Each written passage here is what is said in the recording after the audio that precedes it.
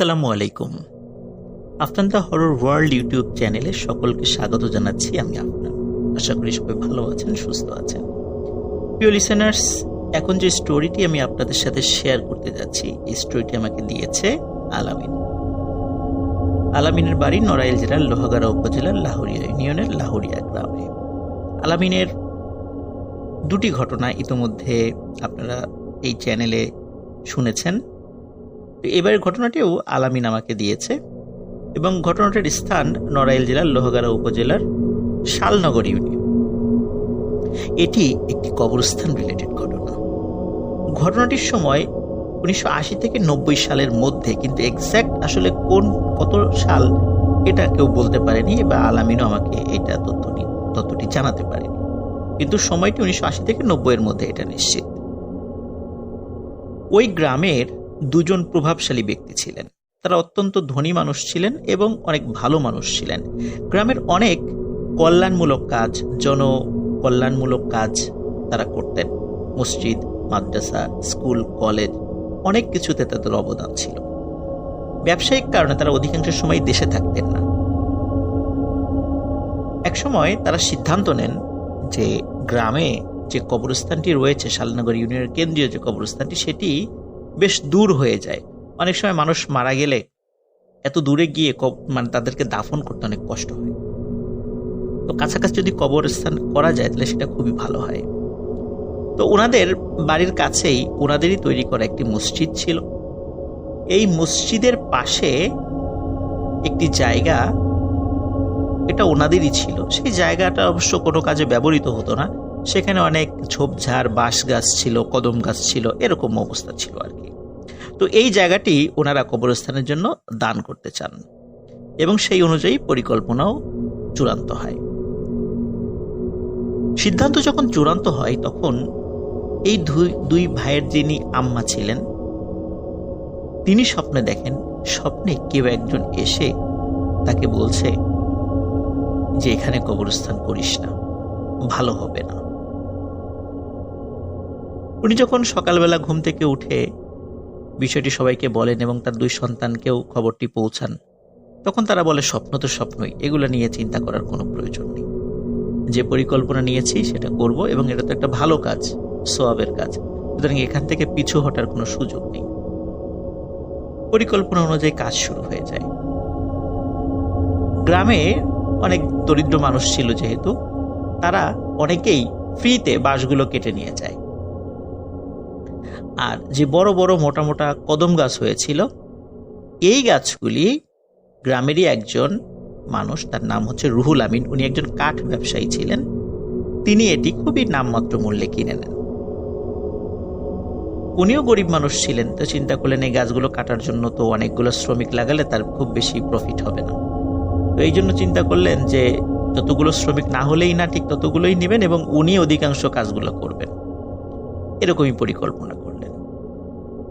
যে রাত্রে উনি স্বপ্ন দেখেন, সেই স্বপ্নটি ছিল এমন, কারণ এই রাত্রের পরের দিনই উনি গাছ কাটতে যাবেন, সবকিছু ঠিক ছিল। ওই রাত্রে উনি স্বপ্ন দেখেন কেউ একজন এসে বলছে, রুহুল, গাছগুলো কাটিস না, তোর ভালো হবে না, গাছগুলো থাক, এভাবেই থাক। রুহুল এই স্বপ্নের কোনো গুরুত্ব দেয় না। পরের দিন তার পরিকল্পনা অনুযায়ী গাছ কাটা শুরু করে। গাছ কাটতে থাকে। গাছ কাটার পরে সেই গাছগুলো টুকরো টুকরো করে, নিজেও অনেক কষ্ট করে সেই টুকরোগুলো উঠে ভ্যানে উঠিয়ে সেগুলো আবার শহরে সমিলে নিয়ে যায়। সেগুলো কবরস্থান তৈরি হয়ে যায়, সব ঝোপঝাড় কাটা শেষ হয়ে যায়। এর কয়েকদিন পরেই ওই গ্রামেরই একজন মানুষ, তার নাম হচ্ছে কালু, এই কালু নামের একজন ব্যক্তির লাশ দাফন করা হয়। কবরস্থানের পাশেই মসজিদ ছিল, পাঞ্জেগানা নামাজ সেখানে হতো, জুম্মার নামাজ হতো। ওই মসজিদে যারা নামাজ পড়তে আসতেন ফজরের, তো যেদিন লাশ দাফন করা হয় কালু মিয়ার, তার ঠিক পরের দিন ফজরের আজান হওয়ার পর অনেকেই মসজিদে এসেছে, আবার নামাজ হওয়ার পরে অনেকেই বাড়িতে চলে গেছে। কিন্তু কিছু মুসল্লি ওনারা সূর্য ওঠা পর্যন্ত নিজেরা নিজেদের মধ্যে গল্প গুজব করছেন। সূর্য ওঠার পর যখন তারা বের হয়েছেন, তখন হঠাৎ দেখে এই কবরস্থানের ভেতরে প্রথম যে কবরটি হয়েছে কালু নামক একজন ব্যক্তির, ওনার কবরের পাশে মনে হচ্ছে সাদা লম্বা করে কিছু শোয়ানো, সাদা কাপড় দিয়ে ঢাকা।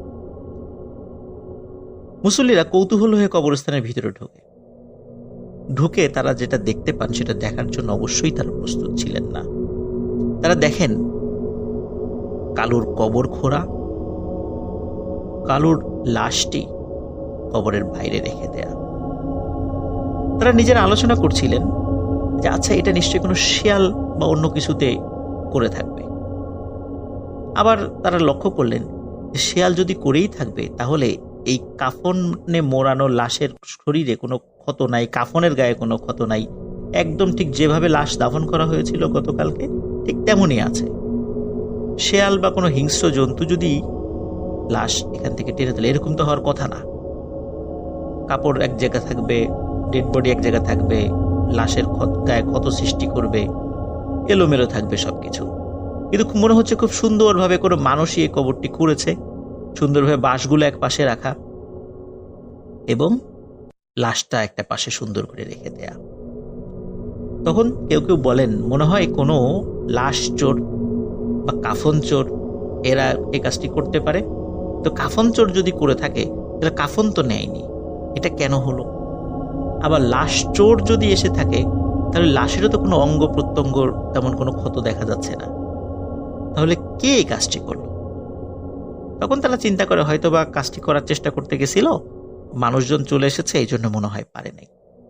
যাই হোক, গ্রামের আরো কিছু লোকদেরকে ডাকা হয়, ডেকে ওই কবরেই কালুকে আবার কবরস্থ করা হয়। পরের দিন ফজরের নামাজের পর কবরস্থানের মধ্যে আবারও সেম ঘটনা দেখা যায়। কালুর লাশ কবরের বাইরে, ঠিক যেমনটা গতকালকে ছিল। মুসল্লিরা চিন্তা করে যে কে এই কাজটি করছে, কেনই বা করছে? কারণ যদি চুরি করার উদ্দেশ্যে, লাশ চুরি করার উদ্দেশ্যে করে থাকে, তাহলে তো চুরি করছে না, কাফনও চুরি করছে না, লাশের গায়ে কোনো ক্ষতও সৃষ্টি করে নাই কেউ যে কোনো অঙ্গ প্রত্যঙ্গ কেটে নিয়ে যাবে, তাহলে কে এই কাজটি করছে? তারা বুঝতে পারে না।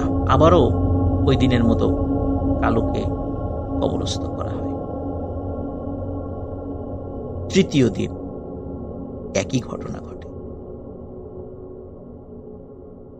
এবার গ্রামের লোকজন সমবেত হয়ে আলোচনায় বসে যে এই কাজটি কে করতে পারে। ওই সময়ে ওই জায়গাতে রুহুল আসে। এই 2 দিন কিন্তু রুহুল আসেনি এখানে, কিন্তু তৃতীয় দিন আসে। আসার পরে রুহুল বলে, যেহেতু বারবার লাশের মানে এই লাশটি কবরের বাইরে কেউ রেখে দিচ্ছে, এখানে কবর দেওয়ার দরকার নাই, অন্য জায়গায় কবর দিও। কিন্তু গ্রামের লোকজন বলে, কেন আমরা অন্য জায়গায় কবর দিব? যার মানে লাশটি এখানে দাফন করা হয়েছে কালুর, সে এইখানেই থাকবে। কিছু দুষ্টু লোকের কারণে তো আমরা এইভাবে একটা মানুষের লাশকে আরেক জায়গায় সরাতে পারি না। সেই সিদ্ধান্তই হয়, সেই সিদ্ধান্তই বহাল থাকে। কালুকে আবারও ওই একই কবরে রাখা হয়। অদ্ভুত ব্যাপার, চতুর্থ দিন কিন্তু আর কোনো ঘটনা ঘটেনি, একদম স্বাভাবিক। চতুর্থ দিন আর কালুর লাশকে কবরের বাইরে দেখা যায়। সবাই ভাবে যে ঝামেলা মনে হয় শেষ। এর কয়েকদিন পরে স্থানীয় আরেকজন ব্যক্তি, তার নাম হচ্ছে সমেদ, আসলে তার নাম হচ্ছে আব্দুস সামাদ, গ্রামের লোকজন তাকে সমেদ নামে চেনে। তো সমেদ নামে একজন ব্যক্তি, উনি মারা যান। মারা যাওয়ার পর তাকে দাফন করা হয়। অদ্ভুত ব্যাপার, পরের দিন একই ঘটনা ঘটে। সমেদের লাশ কবরের বাইরে, ঠিক যেমনটি কালুর লাশ ছিল। তারা চিন্তা করে আবার শুরু হয়েছে একই ঝামেলা, কে করছে এটা? খুব বিরক্ত হয়। এই খবরটি তখন বিদেশে থাকা ওই 2 প্রভাবশালী ভালো মানুষ, 2 ভাইয়ের কাছে পাঠানো হয়। তখন তারা দুজন বলে যে তোমরা এখানে পাহারা বসাও, কে এই কাজটি করে তাকে ধরো। পাহারার জন্য খুব সাহসী 4 জন করে মানুষ রাখো, এদের যত খরচ লাগে আমরা দিব, কিন্তু তোমাদেরকে ফাইন্ড আউট করতে হবে যে কে এই কাজটি করছে এবং এই ঘটনাটি বন্ধ করতে হবে। সত্যি তাই, সমেদ মিয়া মারা যাওয়ার পর যখন প্রথম দিন একই ঘটনা ঘটে, তাকেও ওই কবরে সমাহিত করা হয়। দ্বিতীয় দিন থেকে 4 জন সাহসী মানুষকে পাহারায় বসানো হয়। অদ্ভুত ব্যাপার, দ্বিতীয় দিন ফজরের আজানের সময় যখন মুয়াজ্জিন সাহেব এসেছে, তিনি দেখেন এই 4 জন ব্যক্তি কবরস্থানের মধ্যে বেঘোরে ঘুমাচ্ছে। তিনি আজান দিয়ে তাদেরকে ডাকাডাকি করার চেষ্টা করেন, কিন্তু কারোরই ঘুম ভাঙছে না। ততক্ষণে আরো কয়েকজন মুসল্লি চলে আসেন, তারাও তাদেরকে খুব ডাকাডাকি করে, তাদেরও ঘুম ভাঙছে না। ডাকাডাকির একটা পর্যায়ে তারা লক্ষ্য করেন যে সমেদের লাশও কবরের বাইরে।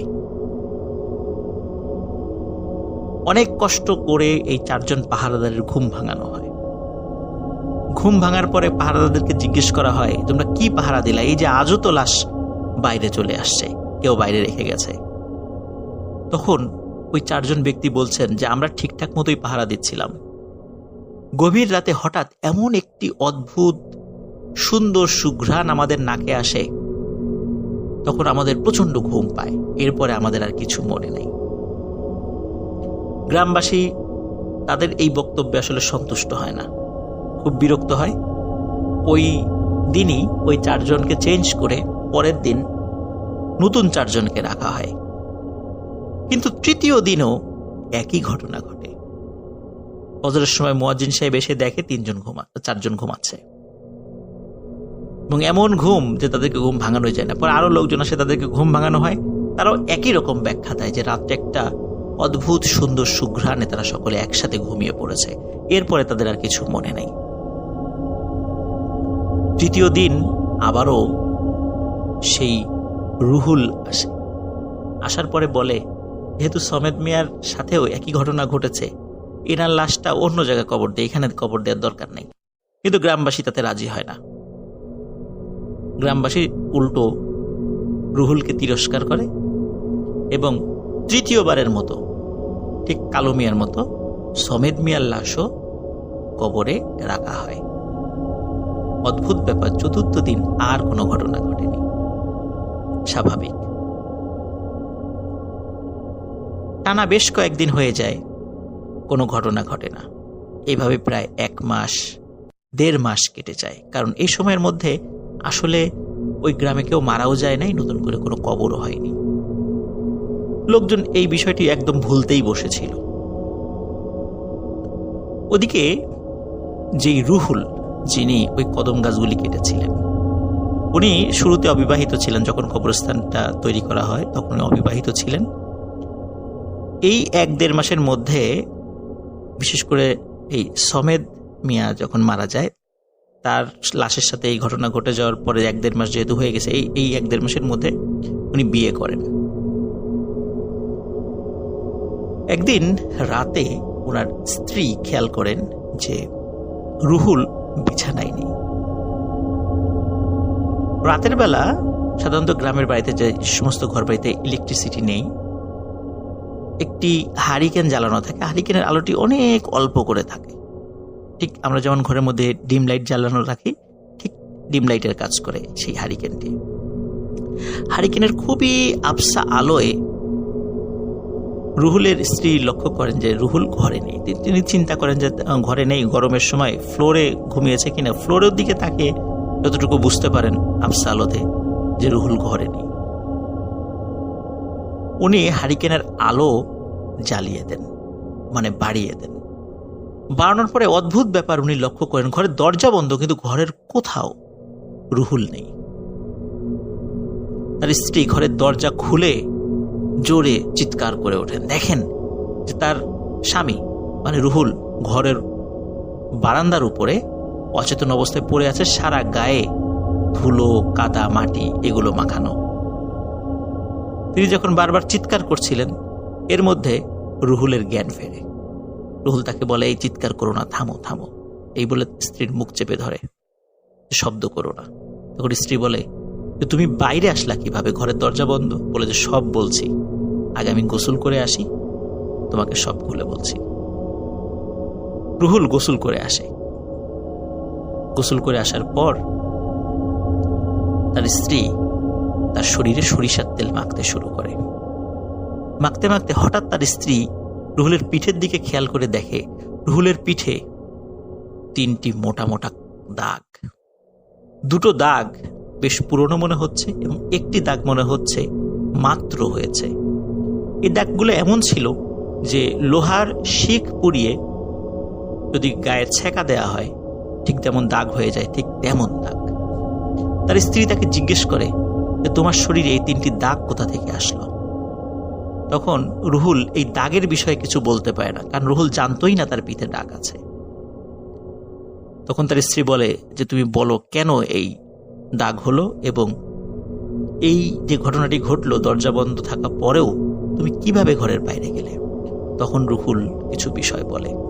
রুহুল বলে যে এই যে কালু এবং সমেদ, যাদের লাশ 3-3বার কবরের বাইরে রাখা হয়েছে, তুমি কি জানো এই কাজটি কে করে? রুহুল স্ত্রী বলে, না জানি না। বলে, এই কাজটি আমিই করি এবং আজকে রাতেও এই গ্রামের একজন মহিলা মারা গিয়েছিল, রাত্রেই তাকে দাফন করা হয় এবং তার লাশটিও আমি মাত্র কবরের বাইরে বের করে রেখে এসেছি। তার স্ত্রী বলে যে তুমি কেন এই কাজটি করছো, এমন জঘন্য কাজ কেন করছো? তখন রুহুল বলে যে আমি তো আসলে করি না, আমাকে দিয়ে করানো হয়।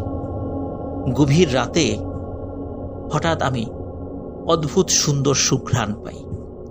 এই সুঘ্রাণ পাওয়ার সাথে সাথে কেউ আমাকে বলে, রুহুল কাজের সময় হয়েছে, চলো। তখন আমার শরীরের উপর কোনো নিয়ন্ত্রণ থাকে না, মনে হচ্ছে কেউ আমাকে হাঁটিয়ে নিয়ে চলে যাচ্ছে, কিন্তু আমি কিছু বুঝতে পারি না। মনে হয় আমি আধো ঘুম আধো জাগ্রত অবস্থায় আছি, কিছু বুঝতে পারি না। আমি হাঁটতে হাঁটতে সে কবরস্থানের কাছে চলে যাই। তখন কেউ বলে, রুহুল কবর খোঁড়া শুরু করো। আমি কবর খুঁড়ি। কবর খোঁড়া শেষে কেউ বলে, রুহুল লাশটি সুন্দর করে উঁচু করে কবরের বাইরে রেখে দিয়ে চলে যাও। আমি কবরের বাইরে লাশটি রেখে চলে যাই, কিন্তু চলে যাওয়ার সময় তারপরে আমি সবকিছু ভুলে যাই। তারপরে আমি সেন্সলেস হয়ে যাই। যখন জ্ঞান ফেরে তখন আমি দেখি আমার ঘরের মেঝেতে পড়ে আছি, অথবা ঘরের বারান্দায় পড়ে আছি, অথবা কলপারে পড়ে আছি। প্রতিবারই একই রকমের ঘটনা ঘটেছে, কিন্তু এটি আমি ইচ্ছা করে করি না। প্রিয় লিসেনার্স, পরের দিন সকালবেলা সত্যিই শোনা যায় যে ওই কবরস্থানে 3য়বারের মতো যে মহিলার কবর হয়েছিল সেই রাত্রে সকালবেলা দেখা গেল যে তার লাশটি কবর থেকে বাইরে বের করে রাখা, কিন্তু কে করছে গ্রামবাসী তখনও জানে না। এদিকে তার স্ত্রী রুহুলকে বলে যে এভাবে চলতে পারে না, এর একটা সমাধান দরকার। কিন্তু এই কথা তো কাউকে বলতে পারছে না। গ্রামের যদি লোকজন জানে যে রুহুল এই কাজটি করে, তাহলে কি অবস্থা হবে? গ্রামবাসী ক্ষেপে যাবে। তখন রুহুলের স্ত্রী রুহুলকে তার মায়ের কাছে নিয়ে যায়, মানে রুহুলের স্ত্রীর মা, মানে রুহুলের শাশুড়ির কাছে নিয়ে যায়। শাশুড়ির কাছে বিষয়টি বলে। শাশুড়ি একজন খুব ভালো হুজুরের সাথে পরিচয় ছিল, তিনি সে হুজুরের কাছে নিয়ে যান। তখন হুজুর বলে, আসলে রুহুল যেই গাছটি কেটেছিল, কদম গাছ, এই কদম গাছে খুব শক্তিশালী একটি জিনের পরিবার বসবাস করত। তারা তাকে স্বপ্নে দেখিয়েছিল, কিন্তু তারপরও রুহুল সে গাছটি কাটে এবং ওই জিনেরা বলেছে রুহুল ঠিক যেভাবে গাছগুলো টুকরো টুকরো করে কেটে নিয়ে গেছে, আমার পরিবারকে ছিন্ন বিচ্ছিন্ন করে দিয়েছে, রুহুলের জীবনকেও আমি এরকম ছিন্ন বিচ্ছিন্ন করে দিব। এই জন্যই রুহুলকে দিয়েই এই লাশগুলি কবর থেকে উঠিয়ে রাখছে। এটা রুহুলের শাস্তি। আর যাতে মানুষ ভয় পেয়ে এই কবরস্থান আর ব্যবহার না করে, এই জন্যও এই কাজগুলো করানো হচ্ছে। এখন এর সমাধান কি? তখন হুজুর বলে যে আমি একটু তেল পড়া, ঝাড়ফুঁক এবং আমি একটি তাবিজ হাতে বেঁধে দিলাম। যতদিন হাতে তাবিজ থাকবে ততদিন ওর কোনো সমস্যা হবে না, কিন্তু খেয়াল রেখো এই তাবিজ যেন না পড়ে যায়। তাবিজ পড়ে গেলে তখন কিন্তু আবার রুহুলকে দিয়ে কাজ করানো শুরু হবে। রুহুল চলে যায় সেখান থেকে। মজার বিষয় হচ্ছে ওই কবরস্থানে আরো কবর হয়েছে, এক বছর বা প্রায় 1.5 বছরের মধ্যে বেশ কিছু কবর হয়েছে, কিন্তু ওই কবরগুলোর সাথে আর সেই ঘটনা ঘটেনি। কবরগুলো স্বাভাবিক ছিল। গ্রামবাসী ভুলেই গিয়েছে যে এখানে আর কোনো পাহারা বসাতে হবে বা এই টাইপের ঘটনা ঘটেছিল। তাদের আর মনে নেই, তারা ভেবেছে যে সবকিছু স্বাভাবিক হয়ে গেছে। এক রাতে গ্রামবাসীর কাছে খবর আসে যে স্থানীয় রঘুনাথপুর মাদ্রাসার যিনি মোহতামিম বা প্রধান শিক্ষক, নাম হচ্ছে হাফেজ মাওলানা মোহাম্মদ হাসান, যাকে সবাই স্থানীয়ভাবে সেলিম হুজুর নামেই জানে। তিনি সেলিম হুজুর নামে পরিচিত। অত্যন্ত বুজুর্গ একজন মানুষ ছিলেন এই সেলিম হুজুর। সেলিম হুজুরের জানাজাতেও রুহুল আমিন শরীক হন। সেলিম হুজুরকেও ওই একই কবরস্থানে দাফন করা হয়। দাফন করে রুহুল বাড়িতে চলে আসে। বাড়িতে এসে স্ত্রীর সাথে বসে খাওয়া দাওয়া করে শুয়ে পড়ে। গভীর রাতে হঠাৎ তার স্ত্রী এবং রুহুল একই সাথে সেই অদ্ভুত সুন্দর সুঘ্রাণ তারা উপলব্ধি করে।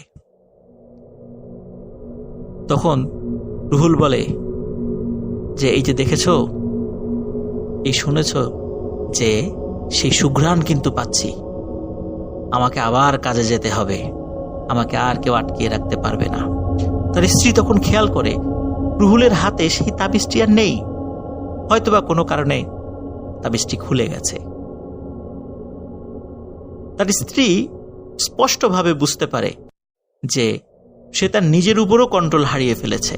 মানে তার স্ত্রীও যে তার রুহুলকে বাধা দেবে সে ক্ষমতা তার নেই। রুহুলের স্ত্রীও অর্ধ জাগ্রত অর্ধ ঘুমে এমন অবস্থায় চলে যায়। সে খালি কিছুটা দেখতে পাচ্ছে যে রুহুল চলে যাচ্ছে ঘরের বাইরে। ওদিকে রুহুলেরও একই অবস্থা, তারও শরীরের উপর নিয়ন্ত্রণ নেই। কেউ রুহুলকে বলছে, রুহুল চলো, কাজ শুরু করতে হবে। রুহুল চলে যায়। রুহুল কবরের কাছে যায়। কেউ বলে, রুহুল কবর খোঁড়া শুরু করো। রুহুল কবর খোঁড়া শুরু করে। কবর খোঁড়া শেষে কেউ বলে, রুহুল লাশটি উপরে উঠাও। রুহুল যখনই লাশটি উপরে উঠায়, হঠাৎ ওই লাশটি তার একটি হাত দিয়ে রুহুলের হাতকে চেপে ধরে।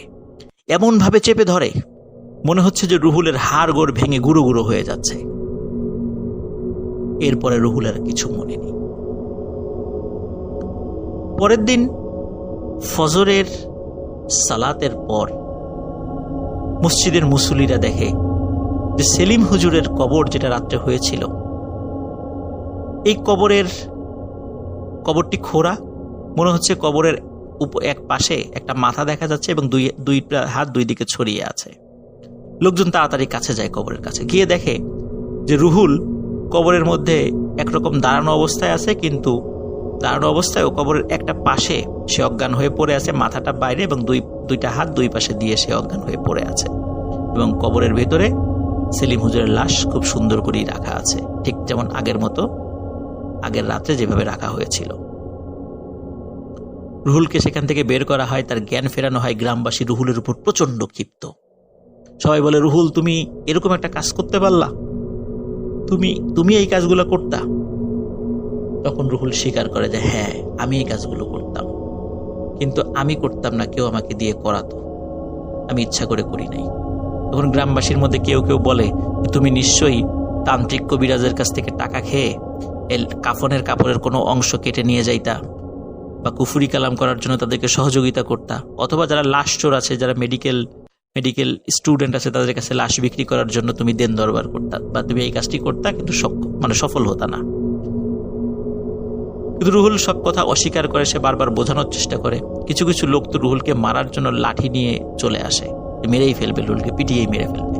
ওদিকে রুহুলের স্ত্রী খবর পেয়ে চলে আসে সেখানে। এসে সবাইকে বিষয়টি খুলে বলে এবং সাক্ষী হিসাবে যে হুজুরের কাছ থেকে তাবিজ এবং তেল পড়া পানি পড়া নিয়ে এসেছিল তাকেও তার রেফারেন্স দেয়া হয়।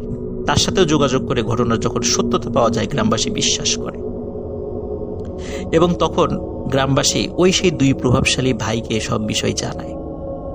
সকলের সাথে পরামর্শ করে ওই 2 প্রভাবশালী ভাই একমত হন যে এখানে আর কোনো কবর দেয়া যাবে না। সেলিম হুজুরের লাশই এখানকার শেষ লাশ হবে। সত্যি তাই, ওই কবরস্থান এখন পরিত্যক্ত। সেলিম হুজুরের লাশই সেখানকার শেষ লাশ। এরপরে আর কোনো কবর এখন পর্যন্ত সেখানে দেয়া হয়নি। সেই মসজিদও এখনো আছে, সেই পরিত্যক্ত কবরস্থানে এখানে আছে। কিন্তু যেহেতু 2 ভাই নিয়ত করেছিলেন যে একটি কবরস্থান দেবেন, এই কারণে শালনগর যে কেন্দ্রীয় যে কবরস্থান রয়েছে, এই কবরস্থানের পাশেই আরো জায়গা কিনে কবরস্থানটিকে সম্প্রসারণ করা হয়, যা এখনো রয়েছে। রুহুল বছরখানেক আগে মারা গেছে, তার স্ত্রী এখনো জীবিত আছে। আর যেই 2 ভাইয়ের কথা বললাম, সঙ্গত কারণে তাদের নাম বলছি না, যদিও আলামিন আমাকে তাদের নাম বলেছে। 2 ভাইয়ের মধ্যে 1 ভাই মারা গেছেন, আর 1 ভাই এখনো বিদেশে আছেন। কিন্তু এই 2 ভাইয়ের যিনি প্রথম স্বপ্নে দেখেছিলেন, তিনি এখনো জীবিত আছেন।